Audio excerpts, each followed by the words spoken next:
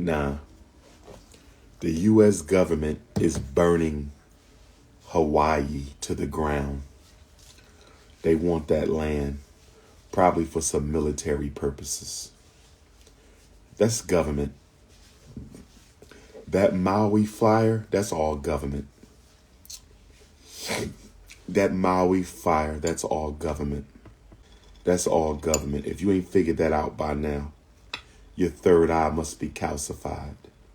If you haven't figured out that the government is behind the fires in Hawaii, your third eye must be calcified. We definitely need higher intelligence in the African community. They want that land. And you know what I think? I think they want to gentrify all the black and poor people out of Hawaii. They want to gentrify all the black and poor people out of Hawaii. So they're going to burn them out. They're going to burn them out. That's what you call microwave gentrification. That is a real purge. They purge in black Chicago and black New York with migrants. They purge in black Chicago and black New York with migrants, but they're purging black Hawaii with the forest fire. They're purging black Hawaii with the forest fire. They're purging black Hawaii with the forest fire. They purging black Philadelphia with real estate tax hikes. They purging black Philadelphia with real estate tax hikes. Dwayne Wade and Oprah, I don't have a problem with them helping out with the government fire in Maui. But I got a question for Dwayne Wade and Oprah. I got a question for Dwayne Wade and Oprah. If you can spend all that money to put out the fire in Maui, why don't you spend some money to put out the miseducation fire in the ghettos of black America? Spend some of that money to put out the gentrification fires in the ghetto of black America. Take some of that money and build some institutions in black America. I'm tired of celebrities doing more with their money outside of the community than what they do inside of the community. I'm tired of black celebrities doing more for people outside of the black community than what they do inside of the black community. Scholarships don't mean nothing. We need businesses and capital. Tell LeBron James to keep his college scholarships. We need black businesses and capital. Tell LeBron James he could keep his scholarships. We need businesses and capital. We don't need no damn college scholarships. Okay? College is damn near useless. But here's the question. The real question, brothers and sisters. This is King Kong Consciousness live in Amsterdam, Holland. The real question. Why are we as African people not taking our destiny into our own hands? That's the real question. That's the real question. Why are we not taking our destiny into our own hands? That is the real question. That's the real question. Where is the revolution in institutions? See, y'all don't want me to bring that question up. Y'all don't want me to bring that question up. Where is the revolution in institutions? When African people are serious, you will see independent black institutions. When African people are serious in America, you will see independent black institutions. When African people are serious in the UK, you will see independent black institutions. When African people are serious in the Netherlands, you will see independent black institutions. When African people are serious in South Africa, you will see independent black institutions. If we are so angry, if we are so tired of racism, if we are so upset over oppression, where is the revolution in institutions? Show me. Show me. Where are we so angry we building our own schools? Where are we so angry we creating our own jobs? Where are we so angry we building our own hospitals? Where are we so angry we're building our own banks? Show me. Because until you show me that,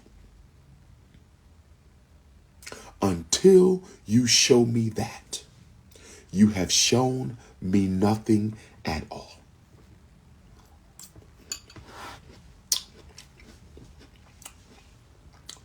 You have this illusion.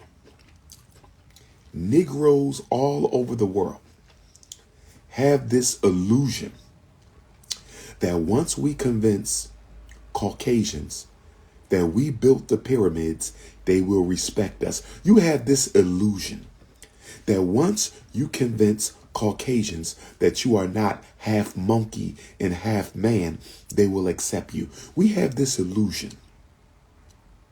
Once we convince them of our true level of intelligence, they will treat us as equals. You are living in a make-believe fairy tale. That is an artifact of your imagination. See, what you're trying to do is get respect today by living off the accomplishments of your ancestors yesterday. It's not going to happen. It's not going to happen. You're trying to get respect today from your oppressor by living off the accomplishments of your ancestors from antiquity. It's not going to work. See, you too lazy to build your own kingdom. You too lazy to build your own community. You too lazy to build your own empire. So you keep throwing up ancient Kemet. You keep throwing up ancient Sudan. You keep throwing up ancient Ethiopia. You keep throwing up ancient Nubia, ancient Timbuktu, ancient Monomotapa. You keep bringing 5,000-year-old black achievements into the 21st century as if that's going to work. It's never going to work. It's never going to work. It's never going to work. You're too lazy to build yourself, so you want to try to live off the building of your ancestors. It's not going to work. The only thing that matters is what you are doing now. Black people better learn how to live in the now. African people better learn how to live in the now. We keep talking about history. History, history, history. And history is important. I will be the history teacher at FDMG. History is important. I will be the history teacher at FDMG. History is important. I will be the history teacher at FDMG. But if all you got is your ancestors' body of work, and you have no body of work of your own, if all you have is your ancestors' body of work, but you have no body of work of your own,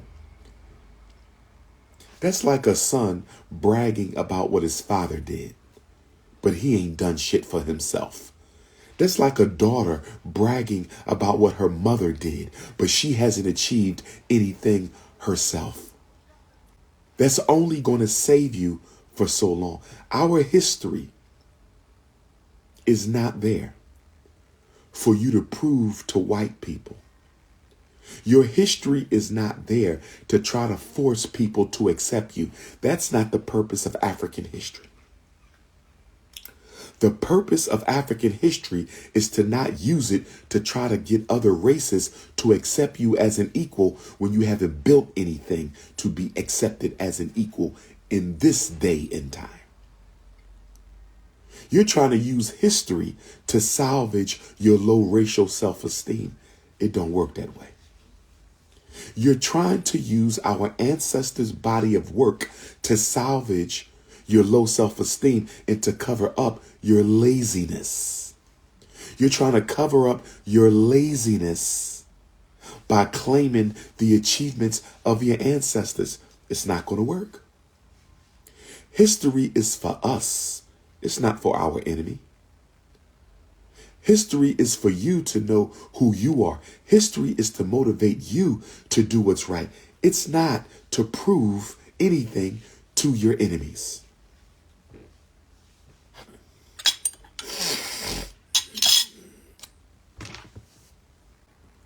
We raising all these black kids with religion and no racial consciousness.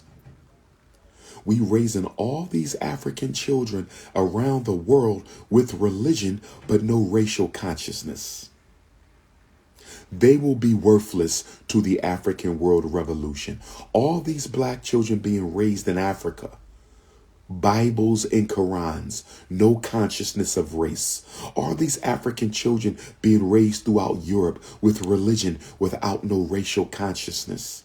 All throughout the United States with no racial consciousness. All throughout the Caribbean with no racial consciousness. And you wonder why black people are the only people who have trouble being loyal to themselves. You wonder why black people are the only people who have trouble staying loyal to themselves. You wonder why. You wonder why we have a race filled with traitors and betrayers. We have a race full of traitors and betrayers. Larry Elder, 10 years from now, we're going to have black people who make Larry Elder look like an angel. Candace Owens, 10 years from now, we're going to have black people who make Candace Owens look like an angel. Charles Barkley, 10 years from now, we're going to have black people who make Charles Barkley look like an angel. Jesse Lee Peterson, 10, 20 years from now, we're going to have black people who are going to make Jesse Lee Peterson look like an angel. Supreme Court Justice Clarence Thomas, 10 years from now, we're going to have black people who make Justice Thomas look like an angel. You know why? Because we are not breeding loyalty. We do not breed loyalty. We got black women talking about they being oppressed and mistreated, and it's true. Homeless black mothers, homeless black girls, and yet black women still wasting $30 billion a year on fake weave and perms. $30 billion black women are given to the Asians every year, complaining about how they don't have, and they are correct. They don't have. Black women are correct. But my question to my sisters, why are you not weaponizing some of your $30 billion weave and perm money? See, we don't like to talk about money. Black people do not like conversation about financial responsibility for the liberation. Black people hate having conversations about money in liberation. You want to talk about elections in liberation? You want to talk about protests in liberation? You want to talk about voting in liberation? You want to talk about marching in liberation? You want to talk about citizenship in liberation? When are we going to talk about money in liberation? When are we going to get down to the economics of emancipation? When are we going to get down to the finances of freedom? You keep talking about the white man's democracy. Guess what? The white man's democracy is nothing more than Caucasian voodoo. The white man's democracy is nothing more than Caucasian voodoo. It's voodoo. Democracy is the white man's voodoo. Oh, yes. Oh, yes. That is the spell he cast on African people worldwide. Democracy is the white man's voodoo. That's the spell he cast on African people worldwide so we can sit around and wait for another election to vote for somebody he controls. I'm going to say it again. I don't care if you don't like me. I'm going to say it again. I don't care if you don't like what I have to say. The white man's democracy is the white man's voodoo. Democracy for the white man is a spell he cast on African people globally that has you sitting around waiting 4 years, 6 years, 8 years, 2 years to cast a vote for a Negro or pale man that he already controls anyway. You're out of your mind. South Africa don't need another election. South Africa needs revolution. Black Netherlands don't need another election. Black Netherlands needs a revolution. Black Jamaica don't need another election. Black Jamaica needs a revolution. Brazil doesn't need another election. Brazil needs a revolution. Black America don't need a damn election. Black America needs revolution. But let me tell you why there will be no revolution. Let me tell you why there will be no revolution. Because not only has the European cast a spell of voodoo democracy over African people worldwide, not only has the white man's voodoo, which is his popular elections, the white man's voodoo, his so-called democracy, he's cast the spell on Africans globally with his democracy. And then he hypnotized black people with his materialism. Lord have mercy. Lord, first of all, he cast the spell with his democracy that makes you sit around and wait to vote as opposed to working. Voting over building, voting over working, voting over organizing, voting over revolution. So he casts the spell. He puts you under the spell of his democracy. He put you under a spell of his democracy, and then he hypnotized you with his materialism. He hypnotized you with his materialism. He hypnotized you with his materialism. So guess what? You're not going to do anything to piss him off because you're afraid. Revolution is not an option for materialistically enslaved Africans. Revolution is not an option for materialistic enslaved Africans. Conspicuous consumption coonology. Conspicuous consumption coonology. So you're not going to fight the system, because if you fight the system, you might lose your job. If you fight the system, you might get demoted. That means you got to trade in your Mercedes. That means you got to get a smaller house. That means you can't send your children to Ivy League University and brag about it to other black people. You are afraid of losing money. And because the pale man knows African people are afraid of losing money, he knows you are afraid of losing money. And since he knows you are afraid of losing money, he never has to worry about you doing anything except casting a vote for someone he already controls. Lord have mercy. But before there can be a revolution in circumstance, there must be a revolution in psychology. The African mindset has to transform. The African mindset has to transform, because if we don't change the way we think, there's no need for a revolution, because you will recreate the white man's world. Let me say it again. Who understood, overstood, and understood what I just said? Who understood, and overstood what I just said? If we don't change the way we think, if we don't change the collective African mindset, there's no need for a revolution, because you will simply recreate the white man's world.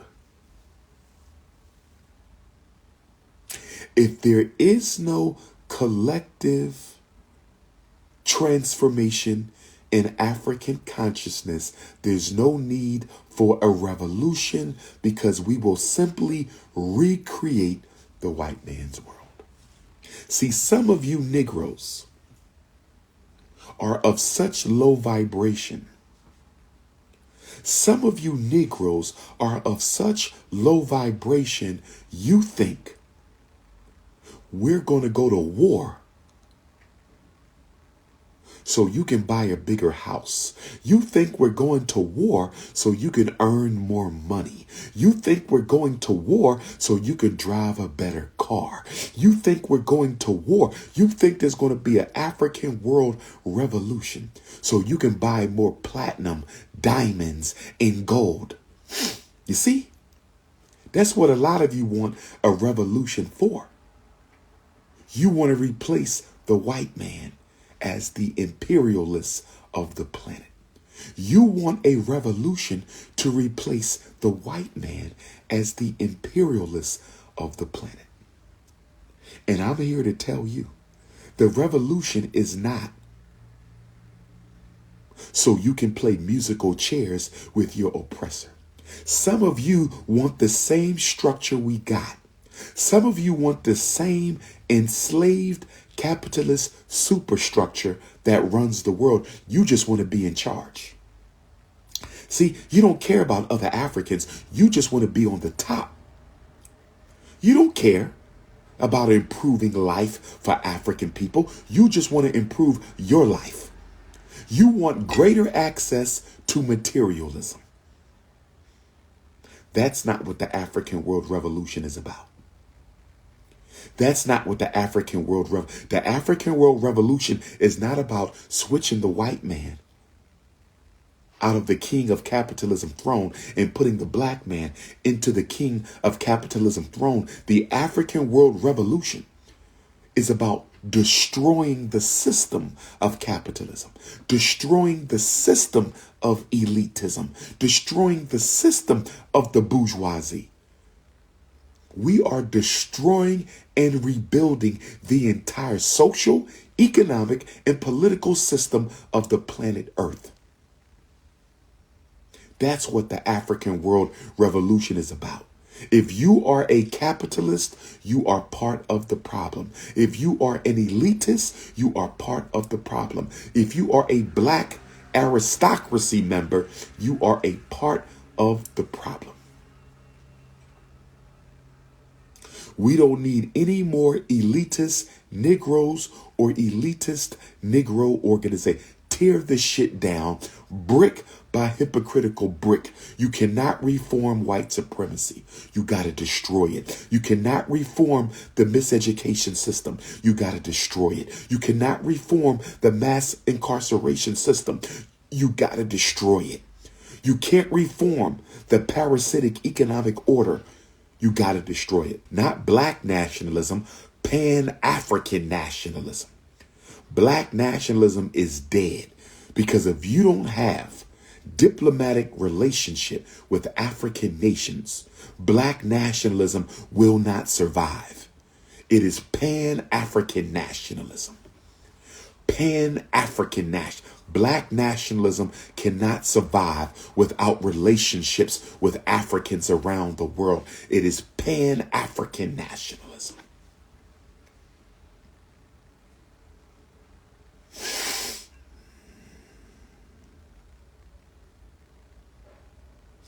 No. The biggest problem. Black people are addicted to materialism, and we are afraid of losing it.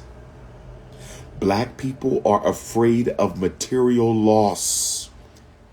We are so backwards, so undeserving of our ancestors. We are afraid of losing these material trinkets that the white man allows us to buy with the money we earn from him. Look at how sick the system is. Look at how sick. You go to work and you bust your backside for 40, 60, 80 hours a week. You go to work and you bust your backside for 40, 60, 80 hours a week, and you take the money that you just slaved for. You take the greater portion of the money you just slaved for and you give it back to the same man who gave it to you to buy junk that is absolutely and totally irrelevant to the black community. Look at the gangster rappers. Look at the gangster rappers. They are the best example of this minstrel show we call Black America. Look at the gangster rappers. Look at these goofy ass gangster rappers. 20 cars, 200 pair of sneakers. That's it. $1 million watch. Look at this. $1 million watch. Why does somebody need $1 million watch when you belong to a people that don't have no institutions? Why do you need $1 million watch when you have homeless black people? Why do you need $1 million watch when black people filling up the jails for crime because they can't eat? See? Freedom for black people is the ability to buy from white people the expensive junk that they make. Freedom for black people is the ability to buy from white people the expensive junk that they make. Freedom for black people is to buy from white people the expensive junk that they make. You ninjas, did he just say where the school at? Did he just say where the school at? I'm going to have to block you, my ninja. I'm going to have to block you, my ninja. Did he just say where the school at? I'm going to have to block you, my ninja. I'm going to have to block you. In fact, you going into the book of Negroes. Can somebody get me his legal name in the picture of that ninja? He's in the book of Negroes. He just said where the school at. Can somebody get me a legal name in the picture? Hit your Cash App, $ FDMG School. Hit your PayPal, paypal.me/FDMG Academy. Hit your PayPal, paypal.me/FDMG Academy. This is the Prince of Pan-Africanism, live and direct.